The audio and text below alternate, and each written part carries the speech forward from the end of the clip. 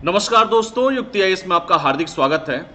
आज है 29 मार्च और आज हम बात करेंगे करंट अफेयर जो भी इंपॉर्टेंट टॉपिक है। 5 जो टॉपिक होते हैं शाम को जो क्लासेस चलते थे करंट अफेयर के, अब मॉर्निंग में आपको मिला करेंगे, क्योंकि आगामी बहुत सारी ऐसी परीक्षाएं हैं जिसमें करंट अफेयर का, हालांकि रोल तो सबसे ज़्यादा ही है करंट अफेयर का किसी भी परीक्षा में देखा जाए, चाहे वो यूपीएससी की परीक्षा हो, चाहे वो बीपीएससी की परीक्षा हो, चाहे वो यूपीपीसीएस हो। कोई ऐसी परीक्षा नहीं है जिसमें करंट अफेयर ना पूछा जाता हो। यूपीएससी की परीक्षा में अगर मैं देखूं तो कम से कम 30 से 40 क्वेश्चन तो करंट अफेयर के डायरेक्ट और इनडायरेक्ट पूछते हैं। बीपीएससी में भी 30 क्वेश्चन रहता है, यूपीपीसीएस में भी 30 से 35 क्वेश्चन रहता है। तो करंट अफेयर का एक बहुत बड़ा रोल है और अब वो समय है जब हम आपको लास्ट समय पे क्या होता है, करंट अफेयर आपको रिवीजन करना होता है। आप history, polity, geography, economy, environment and ecology जितने भी सब्जेक्ट है वो तो लगातार हर साल पढ़ते ही रहते हैं, लेकिन जो ये आपका करंट अफेयर का जो सब्जेक्ट है, वो जो टॉपिक रोज चेंज होते रहते हैं, वो भी अपडेट होना चाहिए। तो चलिए हम 5 टॉपिक को लेकर डेली चल रहे हैं। और एक चीज और मैं बता रहा हूं आप लोग को, जैसे सीसेट क्लास में ले रहा हूं, प्लस आपका करंट अफेयर का क्लास चल रहा है, प्लस आपका अगर वन लाइनर भी करंट अफेयर किसी को पढ़ना है, ये तो पढ़ना ही पढ़ना है, तो आज से आपको वन लाइनर करंट अफेयर भी शाम को मिला करेगा। दोपहर के बाद किसी से भी समय 6 बजे के पहले आपको क्लास वो भी वीडियो मिल जाया करेगा। सीसेट भी क्लास भी चल रहा है सर आप लोग का, सीसेट का भी देख सकते हैं आप लोग, प्लस जितने भी बिहार पीसीएस के पेपर्स होते हैं उसका एनालिसिस, यूपी का analysis, UP special, Bihar special और भी जितनी भी परीक्षाएं होने वाली हैं उस सभी का स्पेशल क्लास भी आपको देखने को मिलेगा। आज हम 5 टॉपिक स्टार्ट किए हैं। शाम को वन लाइनर क्वेश्चंस भी मिलेंगे, मतलब वन लाइनर जितने भी करंट अफेयर रहते हैं वो भी मिलेगा। तो जिस तरीके से जो भी तैयारी आप करते हैं, चाहे ग्रुप ए का करते हो चाहे ग्रुप डी का करता हो, जो भी तैयारी करते हैं करंट अफेयर का, वो सभी मिलेगा आपको। तो बने रहिए हमारे साथ और आज हम स्टार्ट करते हैं। भारतीय रिजर्व बैंक ने जारी किया पेमेंट सिस्टम जिसका नाम है टच पॉइंट्स की जियो टैगिंग के लिए फ्रेमवर्क। ये हमारा टॉपिक आज का रहेगा। दूसरा टॉपिक रहेगा राष्ट्रीय क्षय रोग प्रसार सर्वेक्षण जारी किया गया, ये हमारा टॉपिक रहेगा। तीसरा टॉपिक रहेगा भारत ने ओडीएफ प्लस गांव के आंकड़ों में सुधार किया है, ओडीएफ, ठीक है, खुले में शौच की जिसकी मैं बात कर रहा हूं। चौथा टॉपिक रहेगा इंडियन एग्रीकल्चर टूवर्ड्स 2030, एक पुस्तक लिखा गया है, उसी पुस्तक के बारे में हम लोग बात करेंगे किसके द्वारा लिखा गया है। और लास्ट आदि बाजार आदिवासी संस्कृति की 11 दिवसीय जो प्रदर्शनी होगा जो केवड़िया गुजरात में होगा, उस बारे में हम लोग चर्चा करेंगे। और इससे 5 टॉपिक से लास्ट में आपको 5 क्वेश्चंस पूछे जाएंगे जो काफी इंपॉर्टेंट होंगे और आप लोग उसका आंसर और कमेंट के माध्यम से आप लोग दे सकते हैं। तो चलिए सबसे पहले हम बात करते हैं पहला टॉपिक। आगे बढ़ने से पहले थोड़ा युक्ति आईएएस के बारे में बता देता हूँ। युक्ति आईएएस वे टू सक्सेस, जहां घर बैठे ही आप जितने भी पेपर्स होते हैं, चाहे वो एसएससी का हो, बैंक का हो, रेलवे का हो, या यूपीएससी का हो, या स्टेट पीसीएस का हो, कोई भी पेपर आप लोग दोनों माध्यम में दे सकते हैं। हिंदी में भी दे सकते हैं, इंग्लिश में भी दे सकते हैं। और जिन लोगों ने चैनल को सब्सक्राइब न किया हो, चैनल को सब्सक्राइब कर लें, बेल आइकन को प्रेस करें ताकि जो भी नोटिफिकेशन जाए आपके पास पहुंच जाए। दोनों माध्यम में भी है, हिंदी में भी है, इंग्लिश में भी है, चाहे यूपीएससी का पेपर हो, बीपीएससी का हो, स्टेट पीसीएस का हो, या वनडे एग्जाम्स के पेपर हो, बैंकिंग, एसएससी, रेलवे, कोई भी पेपर देना चाहते हैं तो आप लोग जाके ऐप पर देखेंगे, सब्सक्रिप्शन प्लान वहां पे दिया हुआ है, आप वहां पे सब्सक्रिप्शन लेके अपने पेपर को दे सकते हैं। ठीक है, देखिए ये यूपीएससी का प्रीलिमिनरी का टेस्ट है, प्राथमिक चरण का टेस्ट है, ये 51 टेस्ट है, जिनको लेना हो वो ले सकते हैं सब्सक्रिप्शन। इसके साथ ही साथ यूपी पीसीएस की भी परीक्षा होने वाला है 12 जून को, काफी इंपॉर्टेंट पेपर है, वो भी आप लोग पेपर दे सकते हैं। ठीक है, यूपी पीसीएस का भी 21 टेस्ट का पूरा फुल टेस्ट चल रहा है, 199 इसका प्राइस रखा गया है। और देखिए 67 बीपीएससी का जो मैं कह रहा हूँ 8 मई को पेपर होने वाला है, 2 दिन और बढ़ गया, 2-3 दिन।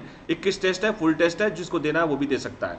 लूसेंट का भी सीरीज चल रहा है, एमसीक्यू पेपर्स जितने भी होते हैं लूसेंट का सीरीज का आपको टॉपिक बता दिया जाता है, उससे एमसीक्यू क्वेश्चंस पूछे जाते हैं और इससे भी आप लोगों को क्वेश्चन देखने को मिलेगा, ये भी सब्सक्रिप्शन चल रहा है। तो चलिए सबसे पहला हम जो टॉपिक उठाए थे हमने, भारतीय रिजर्व बैंक ने जारी किया पेमेंट सिस्टम टच पॉइंट्स की जियो टैगिंग के लिए फ्रेमवर्क। अब हम बात करते हैं भारतीय रिजर्व बैंक के बारे में।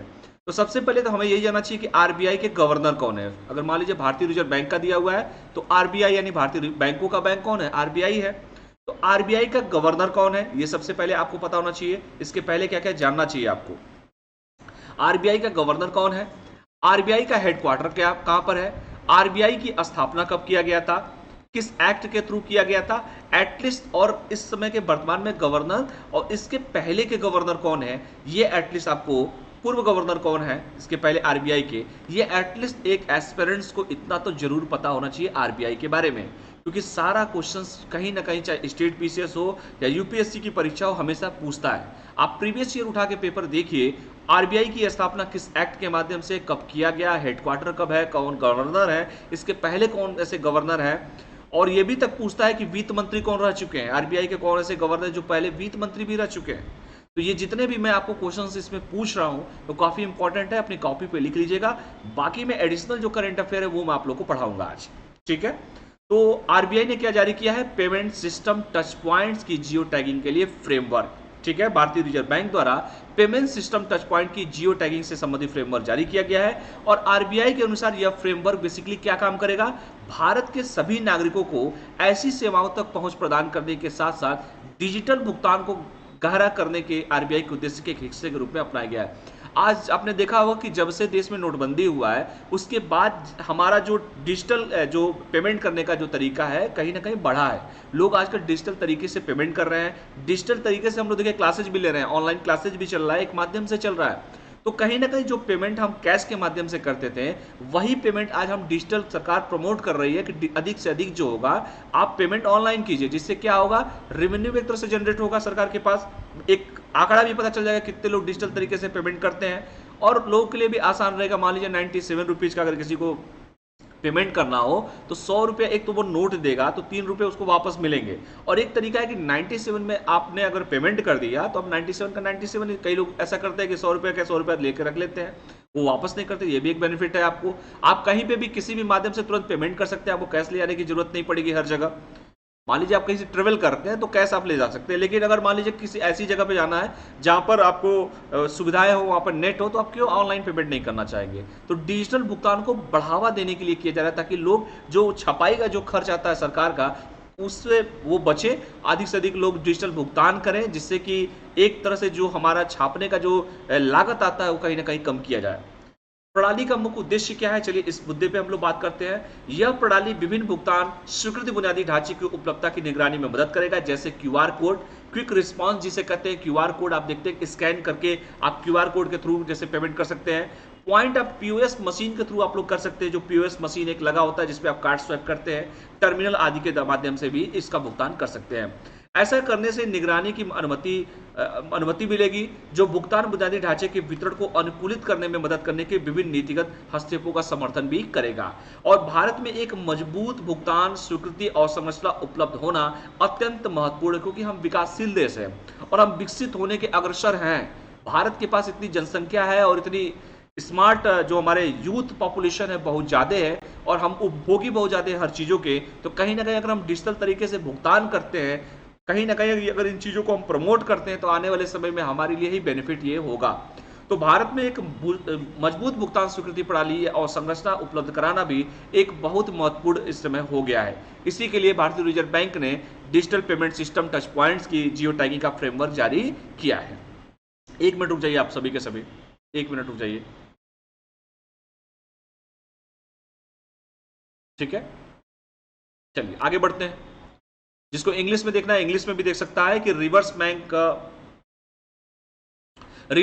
Of India release framework of geo tagging on payment system touch points.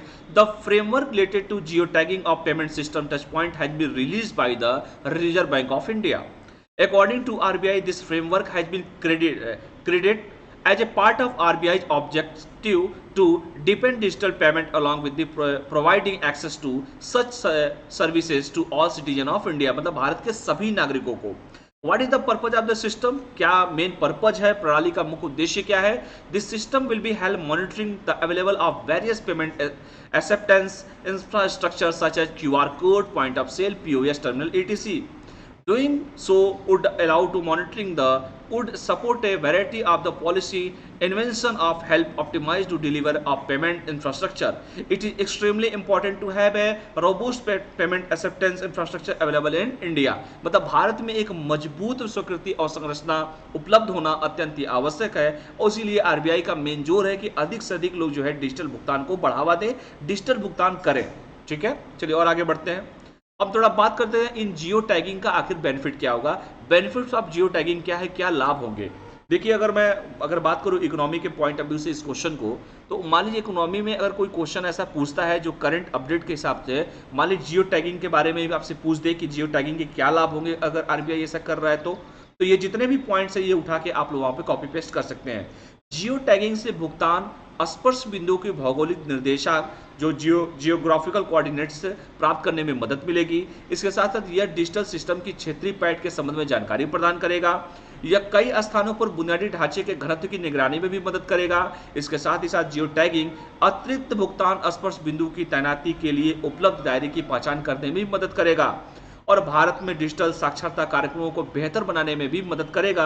और नवीनतम घोषित ढांचे के तहत बैंक जो है, साथ ही हर बैंक भुगतान प्रणाली ऑपरेटर सभी भुगतान स्पर्श बिंदुओं के भौगोलिक निर्देशक को कैप्चर भी करेगा। इसके साथ ही साथ paper based soft QR code POS terminal की जियो टैगिंग आरबीआई को देनी होगी। तो ये जो बेनिफिट होगा वो जियो टैगिंग का होगा। Geo tagging will be help the payment touch point to get the geographic coordinates. It will be provide information regarding regional penetration of digital system. It will also help in monitoring the density of infrastructure at the multiple location. मतलब हर location पर उपलब्ध होगा। Geo tagging will be help the identify the available scope of development of the additional payment touch point. It will also help improve India's digital literacy programs. Under the last announced framework, banks as well as non-bank payment system operators PSO will capture the geographic coordinate of all payment touch points along with the paper-based soft QR code and geo tagging of POS terminal will be helped to be given to RBI। मतलब इसके साथ ही paper based soft QR code और POS जो terminal होगा कहीं ना कहीं जियो टैगिंग RBI को देने में देनी होगी। तो ये जो बेनिफिट होगा वो GI टैग का बेनिफिट होगा। देखिए यहाँ पर फिगर के माध्यम से बताया गया है। देखिए यहाँ पर RBI framework for geo tagging information of physical payment system touch points. ठीक है, देखिए POS मशीन लगा हुआ है, तो ये आप फिगर के माध्यम से देख सकते हैं। अगला जो टॉपिक है, ये टॉपिक कंप्लीट हो चुका जियो टैगिंग का, देख लीजिएगा। जो मैंने बताया कि भारतीय रिजर्व बैंक ने जारी किया पेमेंट सिस्टम टच पॉइंट्स की जियो टैगिंग के लिए फ्रेमवर्क, और इसके बेनिफिट क्या होंगे, इस बेनिफिट को आराम से इसको देख लीजिएगा कि भारत के डिजिटल साक्षरता कार्यक्रमों को बेहतर बनाने में मदद करेगा। नवीनतम जो मैंने कहा कि बैंक और साथ ही जो गैर बैंकिंग भुगतान प्रणाली के ऑपरेटर्स हैं सभी को निर्देशन का कैप्चर करेगा। तो इन सब चीज़ों को देख लीजिएगा। अगला जो टॉपिक है वो हमारा है राष्ट्रीय क्षय रोग प्रसार सेवा सर्वेक्षण। ठीक है, इसके बारे में थोड़ा सा हम लोग पढ़ लेते हैं कि राष्ट्रीय क्षय रोग प्रसार सर्वेक्षण जारी किया गया है। नेशनल ट्यूबरकुलोसिस प्रिविलेंस सर्वे रिलीज किया गया है। राष्ट्रीय क्षय रोग प्रसार सर्वेक्षण वर्ष 2019 और 21 के अनुसार भारत में फुफ्फुसियस तपेदिक प्लमरी ट्यूबरकुलोसिस के मामलों की सबसे अधिक घटनाएं दिल्ली में दर्ज की गई हैं। हालांकि सबसे कम मामला अगर दर्ज किया गया है तो केरल में किया गया है। सबसे ज्यादा कहां पर है, दिल्ली में। सबसे कम कहां है, केरल में। तो इसको देख लीजिएगा कि राष्ट्रीय क्षय रोग का जो सर्वेक्षण जारी किया गया 19 और 21 का, उसमें जो फुफ्फुसियस तपेदिक जो है प्लमरी ट्यूबरकुलोसिस जो है उसके मामले में सबसे अधिक घटनाएं जो घटित हुई हैं वो दिल्ली में हुआ है, और सबसे कम जो घटनाएं घटित हुआ है वो आपका केरल में हुआ है। यह सर्वेक्षण बेसिकली आखिर किस बिंदुओं को बिहाफ पे ये सर्वेक्षण किया गया है, तो यह सर्वेक्षण 6 दशकों के बाद किया गया है और केंद्रीय स्वास्थ्य मंत्रालय द्वारा विश्व टीबी दिवस जो कि 24 मार्च को मनाया जाता है वो चिन्हित करने के लिए जारी किया गया था। यानी कि ये सर्वेक्षण जो है 24 मार्च को चिन्हित करने के लिए जारी किया गया था। रिपोर्ट क्या कहता है ये देख लीजिए कि देश की 64% टीबी रोग सूचक आबादी 2019 से 21 की अवधि के बीच स्वास्थ्य सेवा लेने में असमर्थ थी। इसके साथ ही साथ भारत की 15 वर्ष से अधिक आयु की आबादी में टीबी का प्रसार प्रति 1 लाख पर 312 मामले हैं।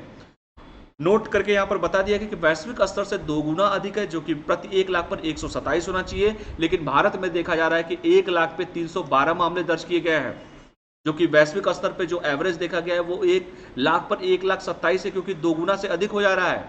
अगर इसका 2 गुना देख लीजिए तो 254 होता है, जबकि 312 हो रहा है। 15 वर्ष और उससे अधिक उम्र के लोगों में टीबी का जो परसेंटेज है वो 31.7% है। इस डेटा को याद रखिएगा जितना भी डेटा मैं दे रहा हूं।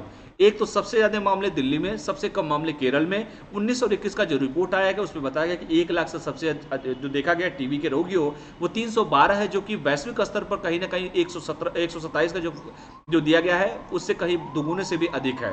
इसके साथ ही साथ जो हमारा 15 वर्ष से अधिक की जो आबादी है, अगर उस आबादी को हम देखें तो 15 वर्ष और से अधिक आबादी में लोगों में टीबी की जो परसेंटेज है वो 31.7% है। इस डेटा को जरूर याद रखिएगा, कई बार पेपर में खास करके यूपी और बिहार की जैसी परीक्षाओं में ये सब डेटा पूछा जाता है। महिलाओं में फुफ्फुसियस टीबी का प्रसार देश के पुरुषों यानी कि 472 प्रति लाख की तुलना में 154 प्रति लाख है, यानी कि पुरुषों में ज्यादा है पुरुषों की तुलना में कम है, यानी महिलाओं में कम है, पुरुषों में ज़्यादा है। तो इसको भी आप लोग देख सकते हैं कि पुरुषों में ज़्यादा है कि महिलाओं में ज़्यादा है, तो पुरुषों में ज़्यादा है महिलाओं के कंपेयर में। अगर मैं देखूं 432 लाख प्रति लाख की तुलना में कम 154 प्रति लाख है महिलाओं का। ठीक है, तो जितना भी डेटा दिया जाए देख लीजिएगा। According to the national tuberculosis prevalence survey of the year 2019 से 21, Delhi recorded the highest incidence of pulmonary tuberculosis cases in India through Kerala record the lowest number of cases. This survey is done after 6 decades and was released by the Union Health Minister to make the World TB Day 24 March 24 March. What does the report say? Report क्या कहता है? 64% of the country's TB symptomatic population was unable to access health care between the period 2019 से लेकर 2021 के बीच में। The prevalence of TB in India population above 15 year of age is 312 case पर 312 case पर लाख, मतलब 1 लाख पे 312 है, जबकि it is 2 times more than the global level with the 127 पर 1 लाख। यानी जो वैश्विक स्तर पे देखा जाए, ग्लोबल स्तर पे देखा जाए तो ये आंकड़ा 127 का है, लेकिन भारत में देखा जा रहा है तो 312 केसेज पाए जा रहे हैं 1 लाख पे। This prevalence in pulmonary TB along women is lower 154 per lakh 154 lakh than the man 472 per lakh in the country. मतलब महिलाओं की तुलना में पुरुषों का ज्यादा है। और TB accounts for 31.7 in people 15 year and age and older. 15 वर्ष से उम्र के ज्यादा जो लोग हैं 31.7% हैं। तो जितना भी डेटा यहाँ पर दिया जा रहा है, चाहे सबसे अधिक कौन है सबसे कम कौन है, पुरुषों में ज़्यादा हैं महिलाओं में ज़्यादा हैं, किस में ज़्यादा हैं, इसके साथ ही साथ वैश्विक स्तर पे क्या परसेंटेज है, 15 वर्ष से अधिक लोगों में कितने परसेंट लोग पाए जाते हैं, वैश्विक स्तर पे क्या 1 लाख पे दिया गया है या इंडिया में क्या दिया गया है। ये जितने भी डेटा आपको दे रहा हूँ काफ़ी इंपॉर्टेंट है, इसको आराम से पढ़ लीजिएगा, पेपर में कहीं से भी क्वेश्चंस पूछ सकते हैं। और अगर आप थोड़ा देखना चाहते हैं तो देखिए सबसे ज़्यादा अगर मामले यहाँ पर एक फिगर के माध्यम से बताया जा रहा है कि सबसे ज़्यादा मामले हैं दिल्ली में, सबसे कम मामले हैं केरल में, देखिए 115 है, दिल्ली में देखिए 534 है, राजस्थान उसके बाद आ रहा है 484 है, फिर अपना यूपी ने देखा तो इंडिया ने देखा 481 है, फिर हरियाणा का देखिए 465 है, फिर छत्तीसगढ़ का देख सकते हैं 454 है, मध्य प्रदेश का देखिए 386 है, झारखंड का देखिए 352 है, हिमाचल प्रदेश उत्तराखंड और जम्मू कश्मीर का देखिए 344 है, बिहार सबसे इंपॉर्टेंट 327 याद रखिएगा, 327 है। आने वाली परीक्षाएं कौन सी हैं? 327 बिहार याद रखिएगा, 327 है, 327 है। यूपी का देख लीजिए, यूपी का जो मैं बताया हूं उत्तर प्रदेश का 481 है, ये भी परीक्षा होने वाला है। इस डेटा को जरूर एटलीस्ट कम से कम एटलीस्ट 5 तो याद रखिए ही रखिए, ठीक है, क्योंकि अगर ट्रिकी क्वेश्चन बना रहा है कोई भी एग्जामिनर तो अगर मैं जो डेटा दे रहा हूं उसको पढ़ लीजिएगा, कितना भी ट्रिकी बनाएगा एटलीस्ट 1 2 3 4 1 से लेकर 4 तक तो याद रहना ही चाहिए। लोवेस्ट वाला चलिए केरला है, सेकेंड लोवेस्ट पूछे तो गुजरात है, तो इस डेटा को आप लोग भी देख सकते हैं। और भी देख लीजिए इन चीजों में क्या क्या और है। भारत में 15 वर्ष से अधिक आयु के व्यक्तियों में जो मैं बताया हूं 31.7% माइक्रोबायोसिस रूप से पुष्ट फुफ्फुसियस तपेदिक, ठीक है, का प्रसार प्रति लाख जनसंख्या पर 316 था, जिसमें दिल्ली में सबसे अधिक 534 प्रति लाख और केरल में सबसे कम 115 प्रति लाख था। यानी कि दिल्ली में कितना है 534 और केरल में कितना है 115। ये भी डेटा याद रखिएगा, 1 लाख पे दिया जा रहा है। और टीबी के सभी रूपों के लिए भारत में सबसे अधिक प्रसार दिल्ली में प्रति लाख 747 था और गुजरात में यह 137 के साथ सबसे कम था। 15 वर्ष उससे अधिक आयु के लोगों में टीबी की व्यापकता 31.4% थी। अब बात करते हैं कि आखिर ये क्या रोग है, ऐसी कौन सा मर्म की दवा है जिस रोग को जो इतने लोगों में पड़ता है। अगर टीबी का जीवाणु फेफड़ों से संक्रमित करता है तो वह प्लुमिनरी टीबी कहलाता है, फुफ्फुसियस अस्थमा कहलाता है। टीबी का बैक्टीरिया 90% से ज्यादा मामलों में फेफड़ों को प्रभावित करता है। ये खूब पेपर में पूछता है बायोलॉजी में। लक्षणों की बात की जाए तो आमतौर पर सीने में दर्द और लंबे समय तक खांसी व बलगम होना शामिल हो सकते हैं। वही लोग इसके एडिक्ट होते हैं, तो सबसे ज्यादा ये प्रभावित फेफड़ों को करता है। इसके साथ ही साथ युक्ति आईएएस यूट्यूब के कम्युनिटी में जाकर टीबी से संबंधित और भी जानकारी प्राप्त कर सकते हैं, क्योंकि कम्युनिटी का जो पोस्ट होता है यूट्यूब पर, आप जब जाएंगे यूट्यूब जब खोलेंगे तो जब प्ले स्टोर के बगल में जाएंगे, प्लेलिस्ट के बगल में जाएंगे तो वहां पर देखेंगे कम्युनिटी का एक पोस्ट होता है। बहुत सी ऐसी चीजें होती है जो यहाँ पर नहीं दी जाती है, कम्युनिटी में पोस्ट कर दिया जाता है, तो वहां पर भी जाके आप लोग ऑफिशियली तरीके से वहां पर डेटा को देख सकते हैं। इसलिए यहाँ पर लिख के बता दिया गया है कि जाकर टीबी से संबंधित जो भी जानकारी प्राप्त करना चाहते हैं वो कम्युनिटी पोस्ट को फॉलो कीजिए, वहां पर भी आपको डेटा यहाँ पर मिल जाएगा। यहाँ पर जो मैंने कहा कि अगर ये रोग क्या है, तो अगर टीबी का जीवाणु फेफड़ों को संक्रमित करता है तो वही जो है प्लुमनरी टीबी कहलाता है। टीबी का बैक्टीरिया 90% से ज्यादा मामलों में फेफड़ों को ही प्रभावित करता है। अगर लक्षणों की बात की जाए तो आमतौर में अगर सीने में दर्द हो रहा है या लंबे समय तक खांसी बलगम आ रहा है तो यही इसके लक्षणों में शामिल होता है। इसको भी देख लीजिएगा आप लोग। चलिए और आगे बढ़ते हैं। अगला जो टॉपिक है आपका, भारत ने ओडीएफ प्लस गांव के आंकड़ों में सुधार किया है। खुले में शौच, अब तो पिक्चरें भी आ चुकी हैं अक्षय कुमार साहब की, देखा भी होगा आप लोगों ने। खुले में शौच पे सरकार कितनी बातें कर रही है, तरह तरह के मिशन पे बात हो रहे हैं। मिशन 2 पर अमृत मिशन पे बात हो रही है, कई सारे मिशन पे बात हो रहे हैं कैसे में खुले में शौच ओडीएफ मुक्त घोषित किया जाए। कोई कमेंट करके बता सकता है कि भारत का वह कौन सा पहला राज्य है जिसने सबसे पहले ओडीएफ मुक्त घोषित किया गया है?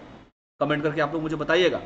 मैं यहां पर बता रहा हूं कि ओडीएफ प्लस गांव के आंकड़ों में सुधार हुआ है। ओडीएफ मतलब ओपन डिफेशन फ्री जो है, इसके बारे में, ओडीएफ के बारे में, खुले में शौच के बारे में मैं बात कर रहा हूं।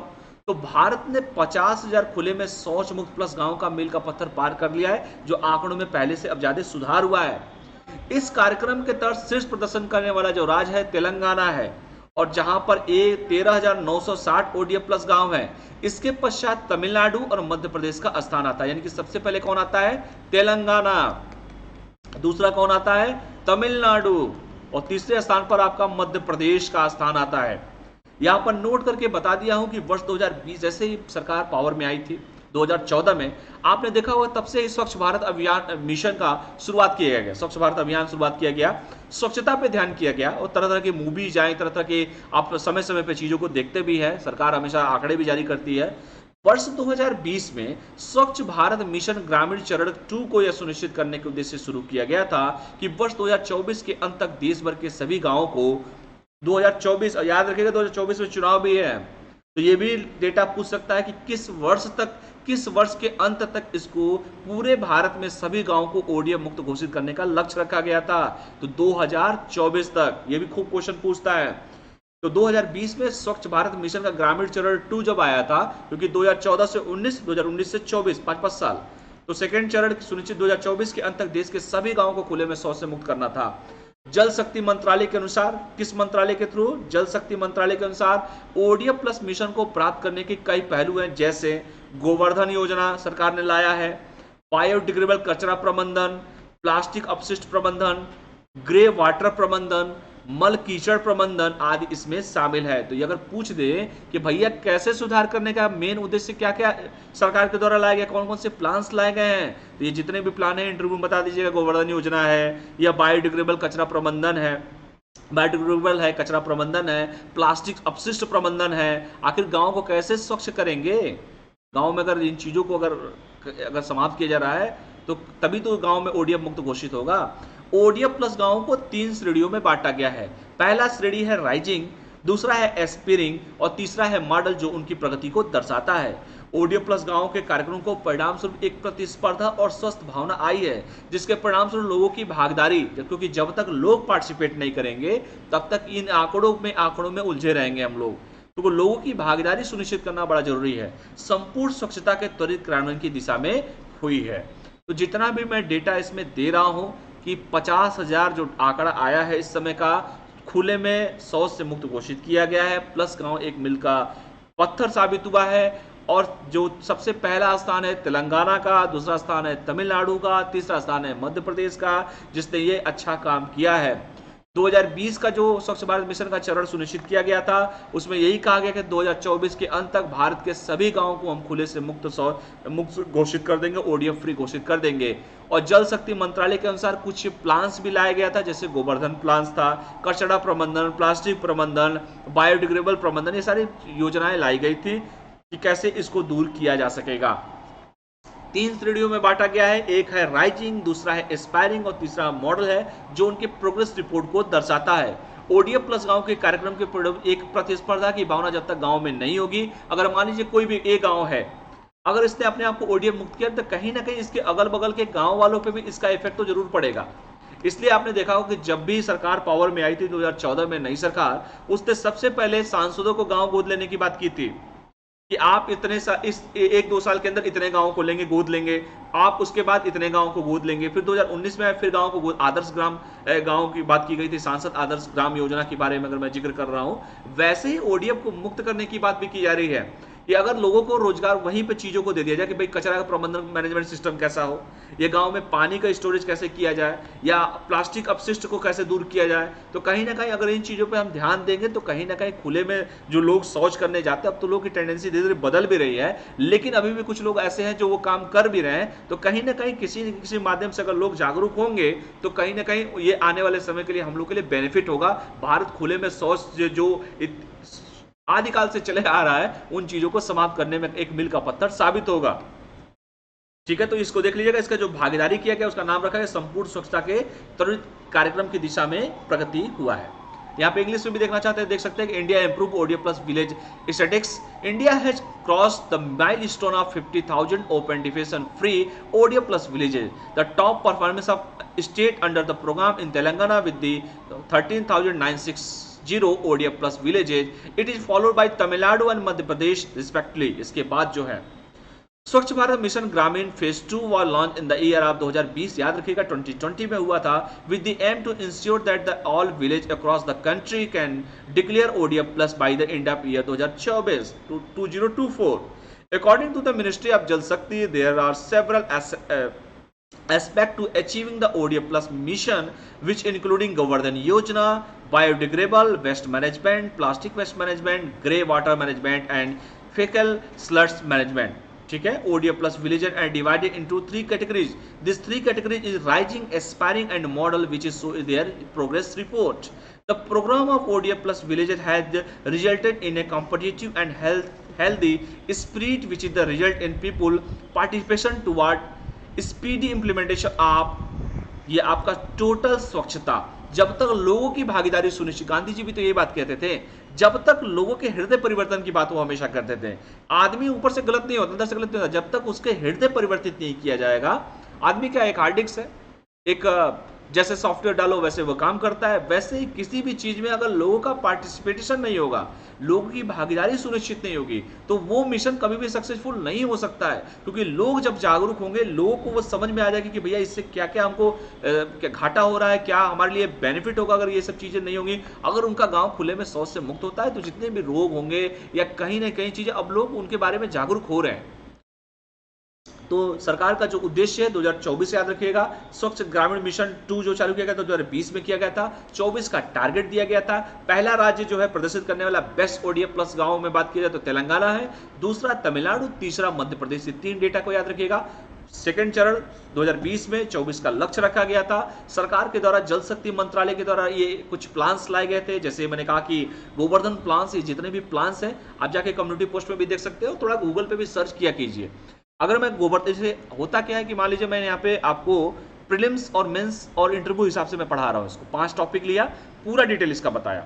इसके पहले मैंने जो आपको बताया, मैंने फेफड़ों को प्रभावित करता है अभी इसके टीबी वाला, तो वहां पे भी आप लोगों ने देखा होगा, उसमें प्री मेंस और इंटरव्यू ओरिएंटेड पढ़ाया जा रहा है। अगर मान लीजिए आप इंटरव्यू में जा रहे हैं और इतना इंपॉर्टेंट ये चीजें हैं, ओडीएफ प्लस गांव की बात की जा रही है, खुले में सोच की बात की जा रही है, जिसपे तरह तरह की मूवियां जा चुकी हैं, और सरकार एक से एक जितने भी ब्रांड एम्बेसडर थे, जितने हमारे टॉप लेवल के ब्रांड एम्बेसडर थे, चाहे वो सचिन तेंदुलकर हो, चाहे सानिया मिर्जा हो, सभी को उतारा था शुरुआत दौर में जब स्वच्छ भारत अभियान चालू किया गया था 2 अक्टूबर को। तो कहीं ना कहीं हमारे लिए हमेशा इंपॉर्टेंट रहेगा, क्योंकि स्वच्छता ऐसी चीज है, जिस देश में लोग सैनिटाइजर के बारे में नहीं जानते थे, एक कोविड आया और लोग सैनिटाइजर के बारे में जानने लगे, एक दूसरे से जो लोग हाथ मिलाते थे और गंदगी को जो लोग नहीं समझ पाते थे कि भाई क्या गंदगी है, आज आप देखते होंगे कि कहीं ना कहीं लोग सैनिटाइज हो रहे हैं, बार बार अपने आप को बचा रहे हैं, प्रिकॉशन यूज कर रहे हैं। तो कहीं ना कहीं लोगों की सोच बदली जरूर है स्वच्छता को लेकर। इसलिए जितना भी आपको डेटा दिया जा रहा है, किस मंत्रालय के थ्रू है, क्या क्या प्लान्स लाएं, क्योंकि कोई भी प्लान तभी एग्जीक्यूट करेगा जब उसका सब प्लान हम लेकर आए। मान लीजिए लोगों की आदत है, अगर लोगों की आदत को कैसे आप छुड़ाएंगे, ताकि उसका दूसरा सब्स्टिट्यूट दीजिए। तो वो अगर ओडीएफ फ्री होगा, तो अगर एक प्रतिस्पर्धा की भावना, मान लीजिए कोई गांव ए है, अगर वो गांव, जैसे शुरुआती दौर में सांसद आदर्श ग्राम योजना आई थी, एक सांसदों को, शुरुआत के दौर की बता रहा हूं, 2014 की बात कर रहा हूं, तो उस समय गांव को लेने की बात की गई थी। अगर वो आदर्श ग्राम के रूप में लिया गया था, अगर वो गांव को शहरों की तरफ प्रमोट किया जाए, उनमें जो बुनियादी जरूरतें होती है उस गांव को वो चीजें दी जाए, अगर उस गांव में ही सब चीज दी जाए, तो कहीं ना कहीं अगल बगल के गांव पे भी तो इसका इफेक्ट पड़ेगा। अगल बगल के गांव वाले भी तो चाहेंगे, कौन चाहता है अंधेरे में रहना? आजादी में 1947 से लेके आज तक कौन सा ऐसा गांव चाहता है जो हम अंधेरे में रहे? कौन सा गांव ऐसा नहीं चाहता है जो हम तरक्की ना करें? कौन गांव सा ऐसा युवा नहीं है जो चाहता है कि हमारे गांव में जो प्रोग्रेसिव लोग ना आए, एंटरप्रेन्योर क्यों ना आए? तो वो कैसे चीजें होंगी? वो चीजें तभी बदल सकती है जब अपनी लोग सोच बदलेंगे। आज 2024 की बात किया जा रहा है और भारत तो एक विकासशील देश है, पूरे विश्व का नजरें जो है भारत पे गड़ी हुई है। आप यूक्रेन और रूस का लड़ाई होता है और यूक्रेन और रूस दोनों हमारे भारत में तो देखता है, और हमारे प्रधानमंत्री कैसे मैनेज कर ले रहे हैं देख रहे हैं। पूरे विश्व में तेल का दाम बढ़ा है और भारत में देख सकते हैं क्या स्थिति है। तो कहीं ना कहीं पूरा दुनिया भारत की तरफ देख रहा है, और अगर लोगों की पार्टिसिपेशन नहीं होगा, लोग अपने इसमें सहयोग नहीं करेंगे, तो जो विकासशील जनसंख्या हमारी है, जो यूथ पॉपुलेशन जो 65% है, जो 18 से 35 साल की जनसंख्या है, अगर हम उसको सही तरीके से भुना नहीं पाएंगे तो फिर कैसे विकसित हो सकते हैं? तो सरकार का पूरा जोर है कि इस यूथ पॉपुलेशन को सही डायरेक्शन में सही चीजें बताई जा सके। तो चाहे ओडीएफ फ्री की बात कर रहा हूं मैं, चाहे जितने भी डेटा आपको दिया जा रहा है, बड़ा इंपॉर्टेंट होगा। तो आप जब इंटरव्यू में जाएंगे तो हर तरीके से आपको सोचना है। जैसे मैंने यहीं पे कहा कि जो ओडीएफ फ्री की बात की जा रहा है, तो आखिर कैसे ओडीएफ फ्री करेंगे आप? तो जो जल शक्ति मंत्रालय का प्लान्स है, उस प्लान को दिखाइए कि भाई गोवर्धन योजना कुछ है, गोवर्धन योजना में क्या गोबर के बारे में बताया गया, ये भी बताया गया है। बायोडिग्रेडेबल क्या है, कचरा प्रबंधन कैसे हमको करना चाहिए, मैनेजमेंट कैसे करना चाहिए, प्लास्टिक अपशिष्ट को कैसे समाप्त करना चाहिए। तो ये जो चीजें, जब तक नहीं चीजें सही होंगी तो फिर ओडीएफ कैसे घोषित किया जा सकता है? तो कुछ आंकड़े हैं जो सरकारी आंकड़े हैं, और लोगों में प्रतिस्पर्धा की सबसे अच्छी भावना कि अगर गांव को प्रतिस्पर्धी बना दिया जाए कि इस गांव में वो बुनियादी सुविधाएं मिले, तो अगर उस गांव का प्रधान अगर वो चीजें अच्छी दे रहा है तो अगल बगल वाले में तो इफेक्ट पड़ेगा कि भाई मेरे गांव में क्यों वो सुविधाएं नहीं है। तो लोगों का पार्टिसिपेशन होना एक संपूर्ण स्वच्छता के जो त्वरित क्रियान्वयन है उसकी दिशा में प्रगति एक माइलस्टोन का काम करेगा। खैर, मुझे इतना लंबा चौड़ा नहीं बताना था, मेन चीजें देख लीजिए। ODF plus, aspiring, rising and model जो 3 श्रेणियों में बांटा गया है, याद रखिएगा। इंटरव्यू में भी 3 श्रेणियों में इसको बांटा गया है, जिसका पहला श्रेणी का नाम है एस्पायरिंग, दूसरा का नाम है राइजिंग और तीसरा का नाम है model. Declaration status of state, मतलब स्थिति को दर्शाता है। देखिए यहाँ पर लिखा भी गया है, यहाँ पर एक फिगर के माध्यम से देखिए बताया गया है कि स्वच्छ भारत मिशन अर्बन, ठीक है, या अर्बन की बात किया गया, Swachh Bharat mission urban 2.0 AMRUT 2.0 by Shri Narendra Modi, prime minister of India. ये गांधी जी के जन्मदिन के समय की बात है, 2 अक्टूबर की बात है 2021 11 AM, यहाँ पे देख सकते हैं आप लोग। और सबसे पहला जो रैंकिंग देखिए यहाँ पे, याद रखिए, एटलीस्ट जो पेपर होने वाले हैं, जैसे यूपीएससी का है, यूपीपीसीएस का है, बिहार पीसीएस का है, एटलीस्ट पहला और आखिरी, और पहले से 3 और आखिरी के 3, क्योंकि अगर ट्रिकी क्वेश्चन बनाएगा, मान लीजिए ये पूछ दे कि पहला कौन है, तो तेलंगाना हो गया, दूसरा हो गया तो तमिलनाडु हो गया, तीसरा हो गया तो चलो भैया कर्नाटक हो गया, लेकिन एटलीस्ट सबसे लास्ट में देखिए तो गोवा है। यूपी का देखिए यहाँ पर, यूपी 7वीं पोजीशन पर है। बिहार का पेपर होने वाला, तो बिहार देखिए कितने स्थान पर है, यहाँ पर देखिए तेलंगाना हो गया, फिर तमिलनाडु है देखिए यहाँ पर, यूपी है 7 पोजीशन पे। उसके बाद आप जैसे नीचे आते हैं देखिए बिहार 23 पोजीशन पर है। तो एटलीस्ट जो परीक्षा होने वाले कम से कम उसका डेटा तो पढ़ लीजिए कि ओडीएफ में उसका कौन सा स्थान दिया गया है। तो 23वां स्थान बिहार का है, 7वां स्थान यूपी का है, पहले स्थान पर तेलंगाना है, दूसरे स्थान पर तमिलनाडु है। तो इसको पढ़ लीजिएगा आप लोग, ठीक है। चलिए और आगे बढ़ते हैं हम।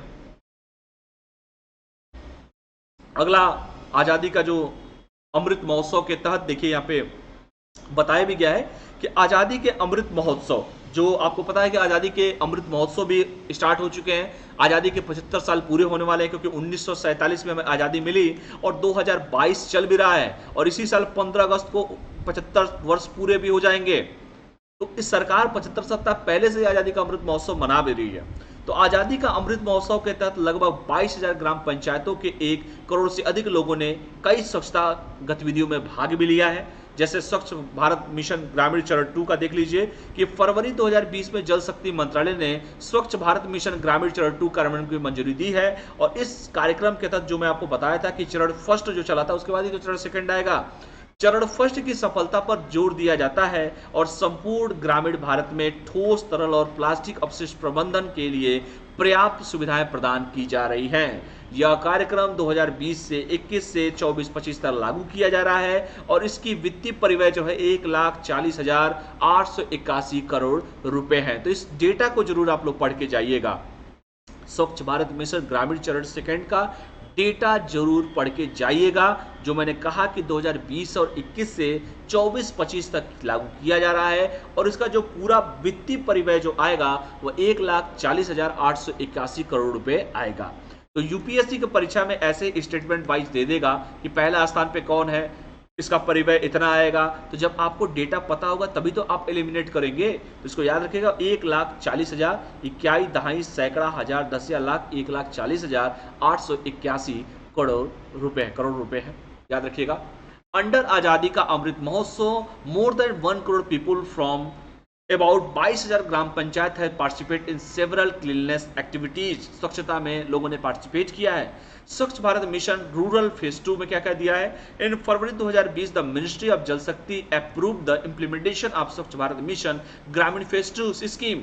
Under this program the emphasis in on the success of phase 1 and adequate facilities are being provided for solid, liquid and plastic waste management across rural India.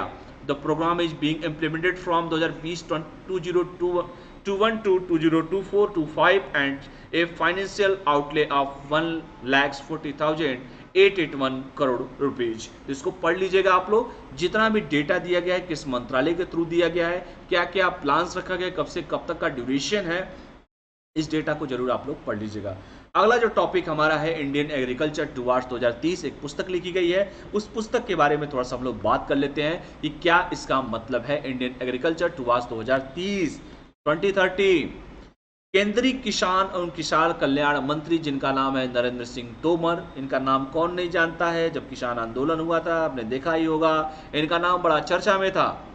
चौथा टॉपिक है 28 मार्च 2022 को नीति आयोग और संयुक्त राष्ट्र के नीति आयोग की अगर बात आई है तो आप लोग को नीति आयोग का पूरा फुल फॉर्म क्या होता है नीति आयोग का, इसके साथ ही साथ इसकी स्थापना कब किया गया था, इसके अध्यक्ष कौन थे, ये एटलीस्ट एक एस्पिरेंट, उसके जो सदस्य कौन होते हैं, परमानेंट सदस्य कौन होते हैं, ये अस्थायी और अस्थायी सदस्य कौन होते हैं। एटलीस्ट एक एस्पिरेंट को इतना नॉलेज तो होना चाहिए। जो मैं देता हूं बीच बीच में जो मैं बोलता हूं आप उसको अन्यथा मत लें, आप लोग उसको कॉपी पे लिखिए कि जो मैं बोला हूं। अगर नीति आयोग यहाँ पर आया है तो आपका काम है कि जाके नीति आयोग के बारे में सर्च करना। और आपको याद होगा कि जब यूपी पीसीसी परीक्षा, जब नीति आयोग की स्थापना 2015 में किया गया था 1 जनवरी को, प्रधानमंत्री इसके अध्यक्ष होते हैं, तो उसी साल नीति आयोग का फुल फॉर्म और नीति आयोग की स्थापना कब किया गया था, किसके स्थान पर लाया गया था, ये क्वेश्चन यूपी पीसीएस में पूछ दिया गया था। तो जीएसटी जब आया था उस साल भी क्वेश्चन पूछा गया था, जीएसटी डायरेक्ट टैक्स है कि इनडायरेक्ट टैक्स है, ये क्वेश्चन तक पूछा गया है। लड़कों ने लगातार central GST, state GST, I GST, ये जीएसटी वो जीएसटी पढ़ के गया और पूछ रहा है कि जीएसटी डायरेक्ट टैक्स है कि इनडायरेक्ट टैक्स है। तो पेपर सेटर्स कहीं से भी पेपर बना सकते हैं। अगर मैंने नीति आयोग का जिक्र किया है तो एक एस्पिरेंट्स को जाके नीति आयोग के बारे में पढ़ना चाहिए, वरना समय निकल जाएगा पता भी नहीं चलता है। चलिए और आगे बढ़ते हैं। तो केंद्रीय किसान और कल्याण मंत्री जो नरेंद्र सिंह तोमर साहब है, उसने 28 मार्च 2022 को ही नीति आयोग, यानी कि कल ही की बात है, संयुक्त राष्ट्र के खाद्य और कृषि संगठन FAO, देखिए यहाँ पर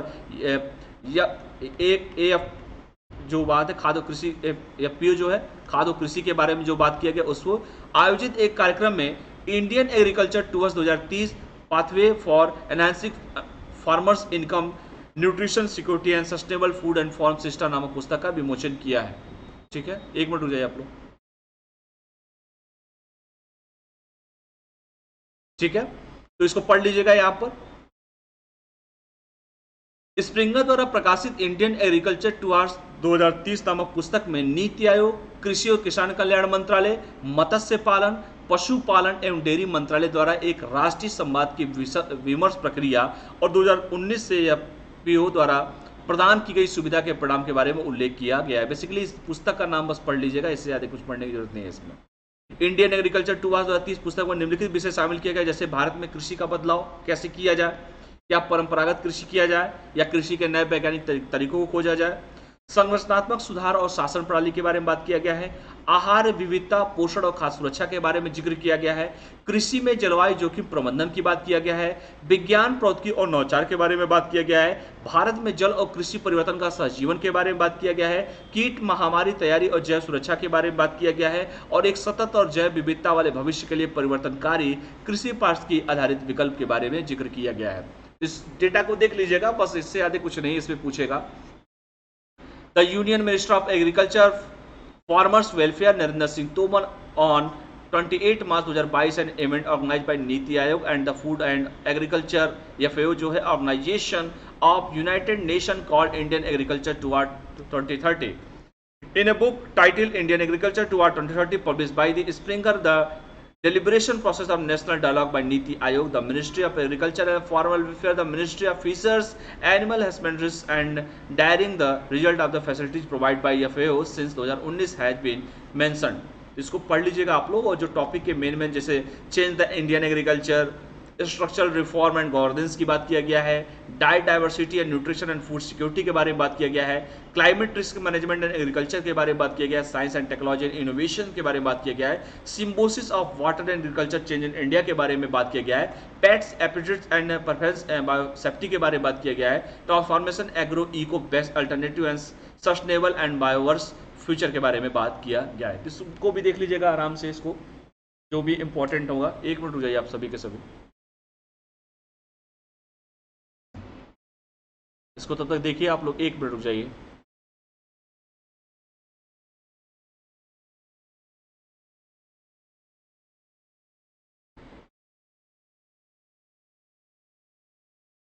ठीक है, चलिए आगे बढ़ते हैं हम लोग। पुस्तक में उपराष्ट्रपति जो वेंकैया नायडू साहब हैं, जो राज्यसभा के, पुस्तक में उपराष्ट्रपति एम वेंकैया नायडू द्वारा यह प्रस्तावना शामिल है कि इसमें भारत के पूर्व FAO प्रतिनिधि टोमियो सिचरी का परिचय भी शामिल है, जिनके मार्गदर्शन में यह पहल की गई है। राष्ट्रीय संवाद 19 से 22 जनवरी 2021 तक आयोजित किया गया था। इसने देश के लिए हरित क्रांति के बाद भविष्य को डिजाइन करने में सरकार के प्रयासों पर जोर देने की मांग की थी, जो कृषि खाद्य प्रणाली पोषण संबंधी लक्ष्यों को आगे बढ़ा सकता है, आजीविका बढ़ा सकता है और मानव पारिस्थितिक स्वास्थ्य की रक्षा कर सकता है।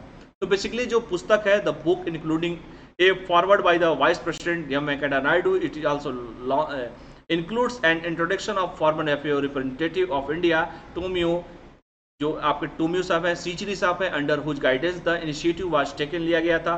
The national dialogue was held from January 19 2000 से 22 तक 2021। It's sought to emphasis of the government effort in designing a post green revolution future adopt for the country which can advance agriculture food system nutrition goal enhance livelihoods and protects human and ecological health, इसमें सब शामिल किया गया है। तो इसको पढ़ लीजिएगा बस, इससे ज़्यादा इसमें इंपॉर्टेंट नहीं है। लास्ट टॉपिक है जो आपका आदि बाजार के बारे में जिक्र किया गया है। एक मिनट रुक जाइए आप सभी के सभी, जितने भी टॉपिक दिए जा रहे हैं आपको,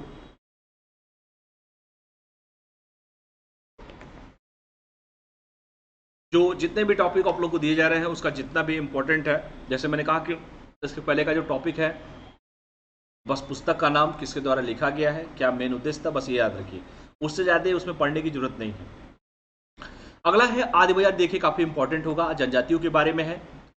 आदिवासी संस्कृति की 11 दिवसीय प्रदर्शन किया गया है, आदि बाजार नाम रखा गया उसका। 11 days exhibition of tribal culture के बारे में जिक्र किया गया है। जब भी जनजातियों की बात आती है काफ़ी इंपॉर्टेंट हो जाता है। तो जनजाति संस्कृति और व्यंजनों की भावना के उत्सव को ध्यान में रखते हुए, क्योंकि जनजाति जंगल की बात करते हैं और जमीन की बात करते हैं, तो जनजातीय संस्कृति और व्यंजनों की भावना के उत्सव को ध्यान में रखते हुए 26 मार्च 2022 को कहां पर, गुजरात के नर्मदा जिले के Ekta Nagar Kevadia statue of unity में एक नया आदि बाजार खोला गया है।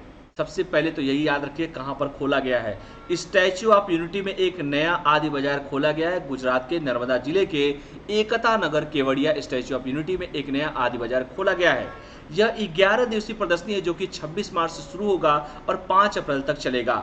इसका उद्घाटन गुजरात सरकार के आदिवासी विकास, स्वास्थ्य और परिवार कल्याण और चिकित्सा शिक्षा राज्य मंत्री श्रीमती निमिषाबेन सुथर ने अगस्त में किया था। स्टैच्यू ऑफ यूनिटी में जैविक आदिवासी वस्तुओं और जो उनके द्वारा प्रोडक्ट सामान जो बनाए गए हैं, दस्तकारी के सामानों की पेशकश करने वाले 11 दिवसीय प्रदर्शनी में 100 से अधिक प्रदर्शक पूरे देश के 10 से अधिक राज्यों का प्रतिनिधित्व भी करेंगे। यहाँ पर एक बात और बताया गया है, द स्टैच्यू ऑफ यूनिटी जिसकी ऊंचाई जो है 182 मीटर ऊंचाई में अमेरिका का स्टैच्यू ऑफ लिबर्टी 93 से 2 गुना है। पीएम नरेंद्र मोदी ने 31 अक्टूबर 2018 को इसी स्टैच्यू ऑफ यूनिटी का उद्घाटन किया था। तो याद रखिएगा, सरदार वल्लभ भाई पटेल, देशी रियासतों का एकीकरण किसके द्वारा किया गया था, सरदार वल्लभ भाई पटेल के द्वारा किया गया था। और उसी 31 अक्टूबर को एकता दिवस के रूप में मनाया जाता है। और इसी 31 दिवस को जो आपने देखा होगा कि हमारे देश के प्रधानमंत्री ने 31 अक्टूबर 2018 को गुजरात में ही स्टैच्यू ऑफ लिबर्टी की बात की, स्टैच्यू ऑफ यूनिटी में 182 मीटर का उनका प्रतिबिंब लगा हुआ है। स्टैच्यू ऑफ यूनिटी लगा 182 मीटर, जो स्टैच्यू ऑफ लिबर्टी जो अमेरिका का है 93 मीटर का, उससे कहीं 2 गुना है।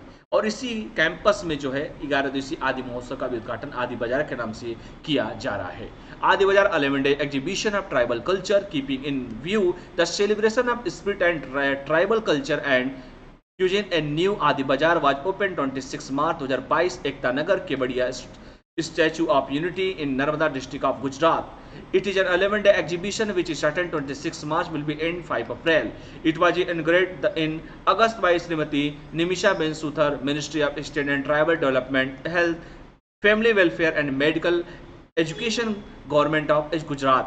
The 11-day exhibition offering organic tribal item and handicraft item, the Statue of Unity will see over 100 exhibition representing more than 10 states from across the country. The Statue of Unity 182 meter in twice the highest of America. Statue of Liberty 93 meter. The Statue of Unity was inaugurated by Narendra Modi 31 अक्टूबर 2018।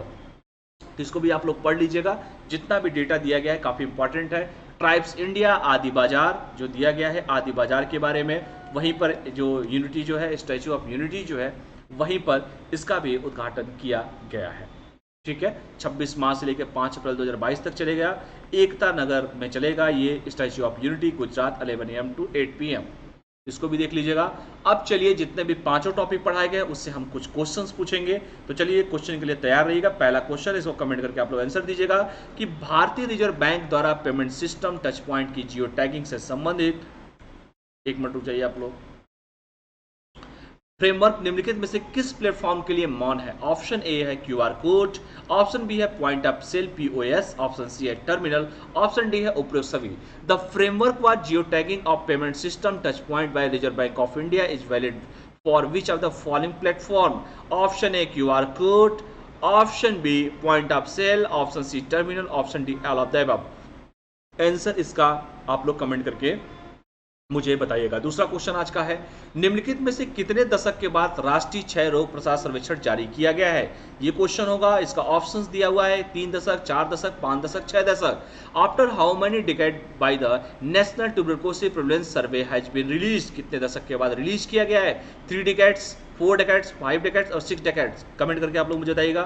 तीसरा question है कि स्वच्छ Bharat mission ग्रामीण चरण 2000 निम्नलिखित में से किस वर्ष के अंत तक भारत के सभी गांव को ODF प्लस घोषित करने का लक्ष्य निर्धारित किया गया है? 2023, 2024, 2025, 2027। Swachh Bharat mission Grameen phase 2 by the end of the which of the following year all the village of India have been set to be declare ODF plus? 2023, 2024, 2025, 2027 अभी पढ़ाया, सारा क्वेश्चन पढ़ाया गया, आंसर करके बताइएगा। इंडियन एग्रीकल्चर टुवर्ड्स 2030 नामक पुस्तक का विमोचन निम्नलिखित में से किसके द्वारा किया गया है? ऑप्शन है वेंकैया नायडू, नरेंद्र मोदी, नरेंद्र सिंह तोमर, उपरोक्त में सभी। The book title Indian agriculture towards 2030 was release by which of the following? M Venkaiah Naidu, Narendra Modi, Narendra Singh Tomar, all of the above. Last question पूछा गया है, आदि बाजार का उद्घाटन निम्नलिखित में से किनके द्वारा किया गया है? ऑप्शन ए है रामनाथ कोविंद, ऑप्शन बी है M Venkaiah Naidu, option C है नरेंद्र सिंह तोमर, ऑप्शन डी है निमिषा बेन सुथर। आदि बाजार हैज जो उद्घाटन किया गया inaugurated by the which of the following? Ramnath Kovind, M Venkaiah Naidu, Narendra Singh Tomar और निमिषा बेन सुथर। तो जितने भी क्वेश्चंस पूछे गए हैं पांचों क्वेश्चन का कमेंट करके आप लोग आंसर देने की कोशिश कीजिएगा। और शाम को आप लोग को जितने भी वन लाइनर टाइप के क्वेश्चंस होते हैं वो भी मैं आप लोग को प्रोवाइड करूंगा, तो इधर उधर भटकने की जरूरत नहीं है, पूरा का पूरा आपको डेटा मिलता रहेगा। कहीं भी कोई किताब पढ़ने की जरूरत नहीं है, खाली बस जितना बताया जा रहा है उतना ही पढ़ लो, बहुत काफी है आप लोग के लिए। यूपीएससी वाले जो हैं, यूपीएससी वाला अपने तरीके से देखें, स्टेट पीसीएस वाले अपने तरीके से देखें, वनडे एग्जाम वाले अपने तरीके से देखें, सारा चीज आप लोगों को मटेरियल यहाँ पर मिल जाएगा। तो लेट्स क्रैक इट करते हैं और युक्ति आइए से वे टू सक्सेस। आपकी सफलता में एक सीढ़ी एक बना हुआ है, उसको प्रगति राह पर रास्ता दिखा रहा है, उस पर आगे बढ़ते रहिए आप लोग। ये टेलीग्राम का लिंक है, इस टेलीग्राम के लिंक से ज्वाइन हो जाइएगा। आपको जो भी क्विज होते हैं आपको उसका पोल कराया जाता है। युक्ति इसका वेबसाइट है, इसको भी आप लोग यूज कर सकते हैं, जब विजिट कर सकते हैं। चैनल को लाइक शेयर एंड सब्सक्राइब कीजिए और अधिक से अधिक लोगों तक शेयर भी कीजिए। Thanks for watching. तो फिर मिलते हैं आप लोग को नेक्स्ट वीडियो में। तब तक के लिए आप लोग पढ़ाई कीजिए, स्वस्थ रहिए, मस्त रहिए, पढ़ते रहिए। बहुत बहुत धन्यवाद। Thank you all of you. जय हिंद। और आपको वीडियो जो है अब मॉर्निंग में ही मिला करेगा करंट अफेयर का, और जो वन लाइनर टाइप के जो वीडियो है वो आप लोग को मिलेगा शाम को इवनिंग में। Thank you all of you.